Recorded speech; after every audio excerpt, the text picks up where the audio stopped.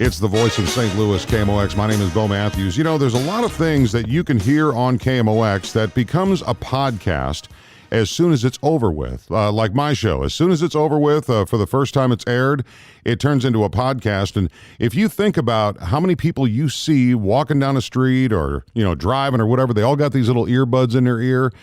A lot of times they're listening to spoken word. They want information. They want to learn. They want to move forward. Of course, we advise you to go to radio.com, download that free app. There's so much great content on there, whether it's on KMOX or any of our sister stations that are around the country.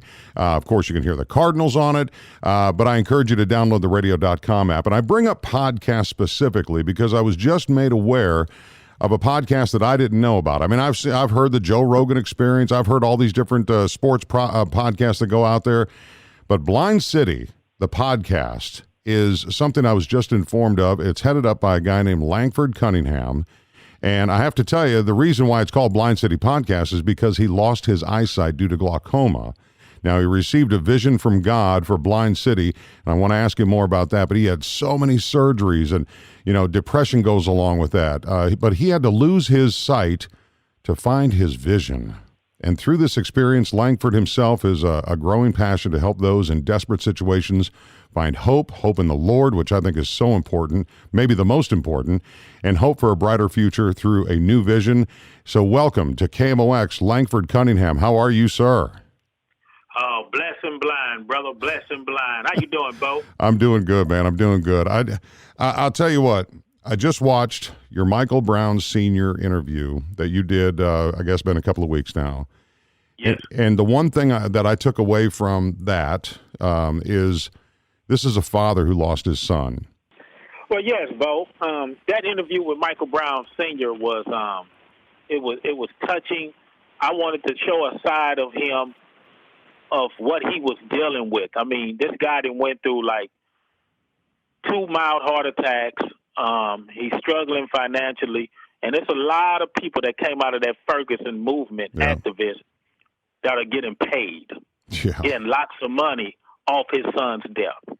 And I wanted him to share his story, because when you see Michael Brown Sr., you only got snippets of him on the news and little cliches he'll speak about his son, but I wanted to show people his humanity side, because that's what we're missing in America right now, man, because it's about humanity, and we're not seeing that. People making it about race, and you know, one thing we all have in common, man, we're all going to leave here. You're right. And when we get put in that coffin, buddy, we're going to go back to dust. So the color of your skin don't even matter. You are absolutely right. You know, one thing that shocked me out, and I know this conversation between you and me is about Blind City Podcast.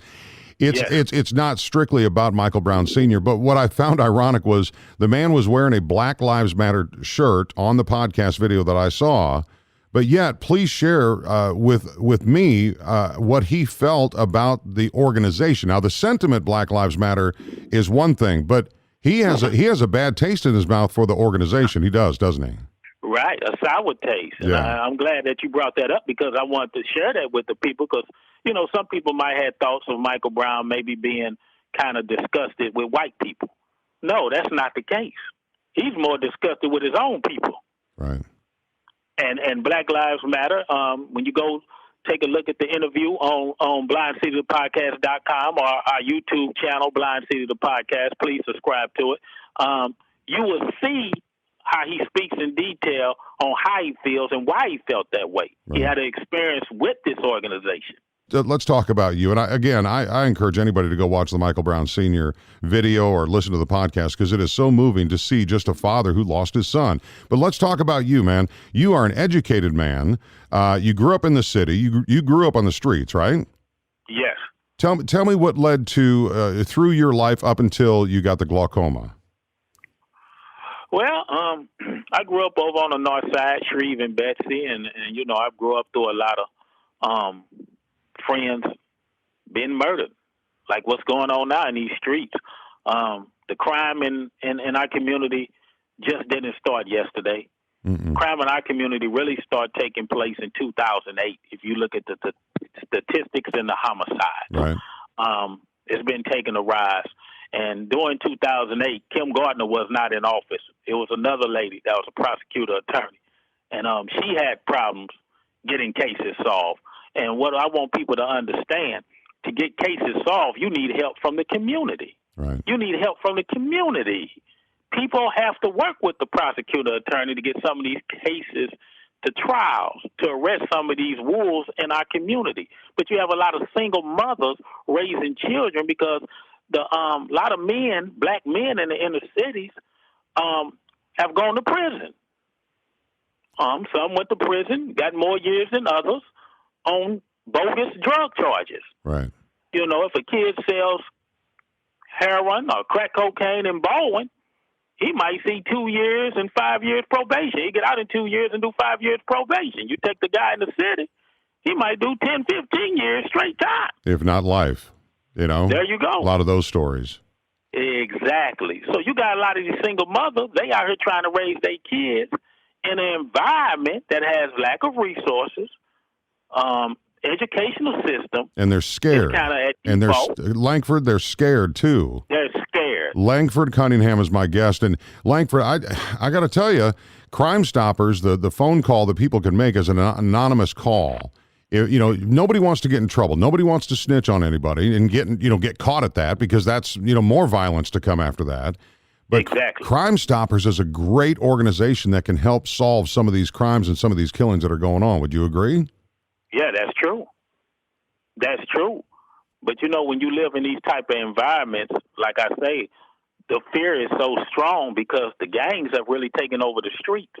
Mm-hmm. They have really taken over the streets. So they have a lot of people living in fear, from the single mothers and the senior citizens in those communities. They can't even come out and get fresh air to walk around the block to exercise. They all trapped inside their house. And especially with CV-19 right now, it's really horrible. Ain't that the truth? I thought it was ironic watching the RNC this past week. I saw that President Trump had pardoned John Ponder. Do you know the story on him? No, I don't. I heard about it. I heard his name. Okay, John Ponder, former bank robber, gang member, all this stuff in the past. He said John Ponder himself was pardoned by the president during this past week, and he himself said this is a country of second chances. And I thought that was so powerful because he has started a rehabilitation program to get prisoners back into the streets, back into society. And that's what your path has been, too. You're a drug rehabilitation counselor at a state prison. You've created projects. Talk about that experience with what you've done. Well, yeah. Well, like I said, I saw the necessity in our communities that was needed. And like I say, I grew up through a lot of my friends being murdered, and the gangs, the Crips and Bloods back in the 80s and 90s, going into 2000s. With the younger generation now, it's pretty much the same system. Yeah. And then I was out there in the streets as well. I always had a little focus, but I wasn't 100% focused. Even I went back to school later. I went and got my college degree at 42 years old. So I tell anybody out there awesome. that's past 30, go back to school. Don't feel like it's never too late. It's only too late when the casket drops. If the casket don't drop, you have an opportunity to accomplish anything in life. So I went back to school and I got my degree. I was turning my life around, from the streets. And I went to Sanford Brown at the time and got me a 2-year degree in criminal justice. And I got hired at the state prison as a drug counselor. And there I was exposed to what was really going on in a lot of different communities, not just St. Louis, Chicago, Los Angeles. We're all kind of looking at the same problems that we're having in America in these communities. Lack of resources, drug problems, low education, people not getting educated. So I wanted to make a difference. And then I was working part-time for St. Louis County Juvenile Detention. And when I went there, I saw there wasn't no programs for the at-risk youth. Right. And I thought that was kind of strange. I'm like, wait a minute, I'm over here at the state prison as a drug counselor, and I'm seeing all these life skill programs for grown men doing life in jail. Why they don't have the life skills program in juvenile detention where kids might have a second opportunity? It's like so obvious. How could it be missed, right? Yes.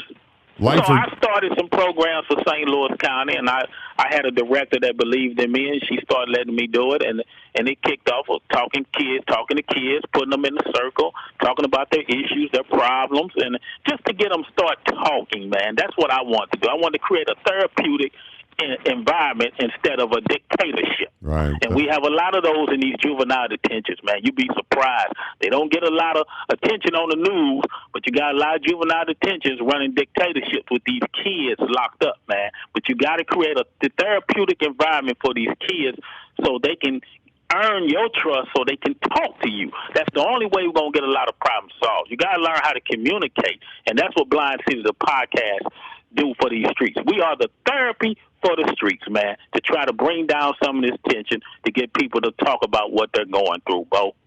Langford Cunningham is his name, and blindcitythepodcast.com is where you can find him. But Langford, I want you to hang on the line. We're going to take a quick break, and we're going to come back, and I want to talk about more of what you think this country, not inner city, not suburban. I want to talk about this country and what we need. And I think we're going to agree on this. That's coming up next on the Voice of St. Louis, KMOX.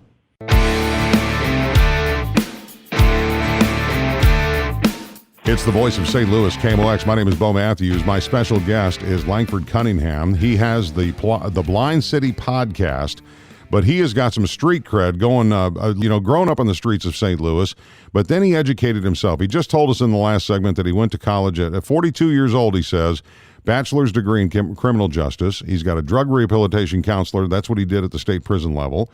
He created projects for juvenile detention. You created lesson plans for juvenile delinquents as a deputy juvenile officer. I'm not telling you this, Langford. I'm telling the listeners, but I just want them to understand that your heart has been changed. Now, what's ironic is that you are blind completely, 100%, right? Yes. Due to glaucoma, and this happened at what age of your life? Yeah, a year ago, man. Yeah. And let me say this. Let me tell all the men, when you feel something going wrong with you, don't try to self-medicate yourself. Get to the doctor. I'm hearing you, man. We get so caught up in life. You know, as boys, we were never told about our health. We were told to be providers. Right. We were told to go get the bag, the money, get the house, take care of your kids, get the wife, get the cars, get a business.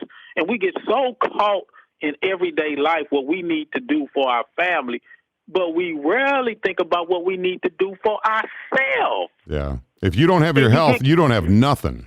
There you go. You ain't got to tell me that, brother. No, I know. But I lost a lot of money. No, go right to the doctor. Don't try to self-medicate yourself. Don't ask, why is it happening to me? Yeah. Or maybe it'll go away in a couple of days.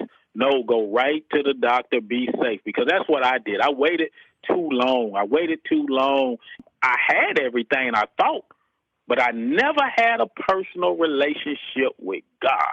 They get so caught up into what fraternity they belong to, what corporation they work for, how much money they're making. They get so caught up in social events, man. But you got to understand, the real gift in life is not when you receive gifts or buy gifts. It's the gift of life, what God gave you. Not only are we dealing with the coronavirus, we're dealing with the unrest in the city streets around the country, even in little town Kenosha, Wisconsin now, which is horrible. But then you got the wildfires going. You got the hurricane down in Louisiana, right? This is all happening at one time, and I'm not. Who knows what he's up to? But when God is up to something, and when you're down to nothing, God is up to something, and you are really trying to set the tone of Blind City, the podcast, in just real talk and talking straight, and just you and me talking right now. Yes, that's just a blind man trying to help the whole world to see, bro. That's all I'm trying to do. And you're right, man, what you just said with the hurricanes and the racism and people out here with breast cancer and people fighting cancer. I got a friend right now fighting for his life, man. Fighting for his life right now. I know a couple women that had lost their breasts and lost weight, had their hair cut their hair off, and had to find how to reinvent themselves ourselves, because after you go through a tragedy, man, even with me losing my sight, I had to learn how to reinvent myself, man, because I was so depressed, Bo. I was thinking about suicide. Sure. I was going to commit suicide, man. When the doctor told me, Mr. Cunningham, you will not be able to see again, man, I felt like the whole room turned upside down and start spinning around, man. And when I went home trying to figure all this out, the only thing I could figure out was how to hang myself from the shower curtain. Oh, my gosh. How maybe I need to find a gun and stick it down my throat and blow my brains out. I was just having all these evil thoughts, man. And then when you put it into action, and listen to me, Bo, and a lot of people out here, your listening audience, because I don't know what they may be dealing with. This whole country. People go home and close their doors, Bo, you'd be surprised. All bats come flying out of hell, man. I'm telling you, the devil's playground is an empty mind, and it's so true. Because I've had the thought many years ago. I had the thought, but where are we now in this country? You know, every city's. You know, the Kenosha, Wisconsin thing is coming up. Right. The one common denominator, and agree or disagree, but the one common denominator. When I was growing up, my dad said, you listen to the police. If the police pull you over, you do exactly what they say, and you go from there. And the one common denominator that I'm seeing in all these news stories is that whoever it is, white or black, the person is not listening to the police. They are resisting. They're doing something that they shouldn't be doing. And it breaks my heart, because just like Michael Brown Jr. dying, and his parents, his dad on your podcast was, brokenhearted. That guy up in Wisconsin's got a family too. He's just a son. He's on a bad path, but I don't know. Well, let me say this, Bo, on please. that, and you're right. Let me say this though. We've been dealing with police brutality since 1965, bro. The Watts riots, and in the community, the black community, a lot of black men are scared for their life, bro. And I agree with you. When the police tell you to do something, you have to do it. Right. You have to do it, because if you don't do it, you're putting your life at risk. But I think a lot of black men are just scared, man. And when they get pulled over, they instantly start thinking, I'm going to die. And they panic in that situation. And that's where we need more therapy, man. We need more counselors, professional people coming into these communities to talk with our young black men, even in the prisons, juvenile detentions, in the schools. Even in the schools, it should be a subject on how to react to the police. It should be a class. And Langford Cunningham from the Blind City podcast is my guest. The thing is, you're saying that, yes, black men, young black men are scared of the police because of what could happen. But I'm telling you, as a white man, if I or you do not do what the police do, either one of us are going to be vulnerable for repercussions of our actions. So it's not a skin thing. But I understand. I cannot empathize because I'm not a black man. But I can tell you, as a white man, I've got people that I know that have been white men that have done the wrong thing, and guess what? They paid too. Right. But I think where the flip side to that is, though, but every time you go home and turn on the evening news, you don't hear about it. Man. Yep, you're right. It's a black man. It's a black man. Why is it continuously? It's a black man. They don't show the white man. And I live in Baldwin. I hear the police pull them over every day late at night. You're absolutely right. They do pull over white men. You're right. When it comes to the media and on the news, we're just seeing the black man. And how do you think, for a young black child and a young black family got to tell their child, when they continuously see this on TV, of a black man just getting murdered, just getting murdered? You know what that does to the psyche? I can't even imagine. I can't. But let me tell you, we need therapy, man. We need. People don't go see a therapist in the hood, man. Number one, no. A lot of people in the communities are too embarrassed to say, "Hey, I'm seeing a therapist." Absolutely. But there's a lot of therapy in God. There's a lot of therapy in the Bible. And I would challenge you to think of the Bible as a therapist. This is the laws. These are the 10 Commandments. You know what I'm saying? Right. That's how I beat suicide, bro. That's why I'm still here. Amen. That's why I'm still here. That personal relationship with God, bro. And then and check this out, bro. When you try to kill yourself and it doesn't work, You know it's God. Wow. Let me say it again. When you try to kill yourself and it doesn't work, that let me know right there God had a purpose for me.